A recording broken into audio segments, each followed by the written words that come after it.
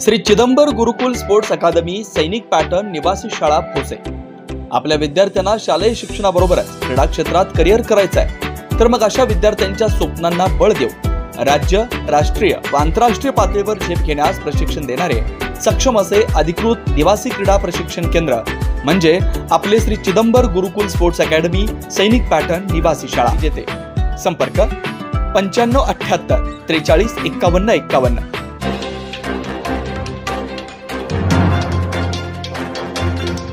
महामार्गाची अपूर्ण कामं पूर्ण होणार, प्रांताधिकारी यांच्या अध्यक्षतेखाली बैठक।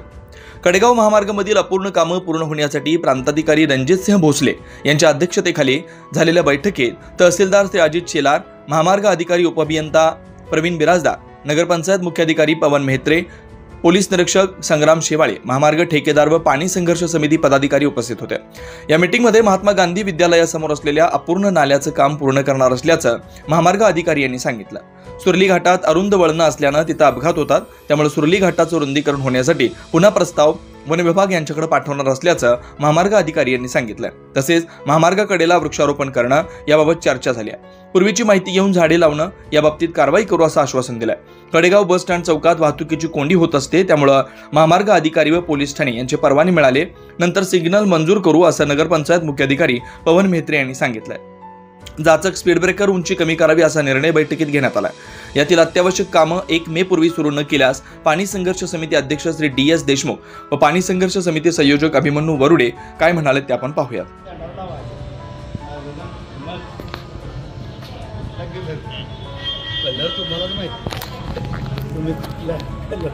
प्रांताधिकारी साहेबांच्या तिथं मीटिंग झाली त्यावेळेस हायवे अधिकाऱ्यांनी आम्हाला शब्द दिलेला आहे की महात्मा गांधी विद्यालयासमोर नाल्याचे काम 2 तारखेच्या आत आम्ही चालू करून दाखवतो। तसेच हायवेकडेला जे झाडं लावलेली नाहीत त्या बाबतीत त्याचा पूर्वीचा अहवाल पाहून त्यानंतर कुठं झाडं लावायची किंवा काय ह्याचा विचार करतो म्हणून त्यांनी सांगितलेला आहे। सुरली घाटाचं जे चौपदरीकरण आहे ते पुन्हा एकदा त्याचा प्रस्ताव वन विभागाकडे सादर करण्यात येणार आहे। जे अनावश्यक जाचक स्पीड ब्रेकर आहेत की 20 mm जे लोकांना मणक्याला त्रास देतात ते सुद्धा काही ठिकाणी जिथं कमी करता येतील तिथं 5 mm करण्यात येणार आहे।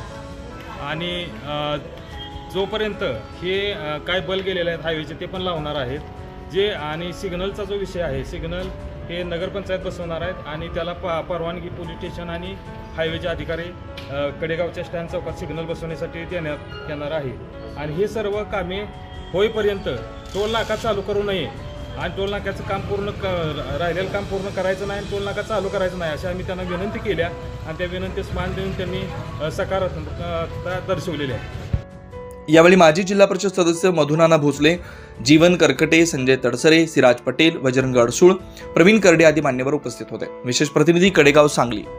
महाराष्ट्रभर नावलौकिक मिळवलेले सांगली जिल्ह्यातील पहिलेच स्पोर्ट्स स्कूल दंडोबा डोंगराच्या पायथ्याशी निसर्गरम्य वातावरणात निवासी तंत्रशुद्ध क्रीडा प्रशिक्षण केंद्र व शैक्षणिक संकुल आपल्या पाल्याच्या उज्ज्वल भविष्यासाठी शिक्षणाबरोबरच क्रीडा क्षेत्रात करिअर करण्याची सुवर्ण संधी।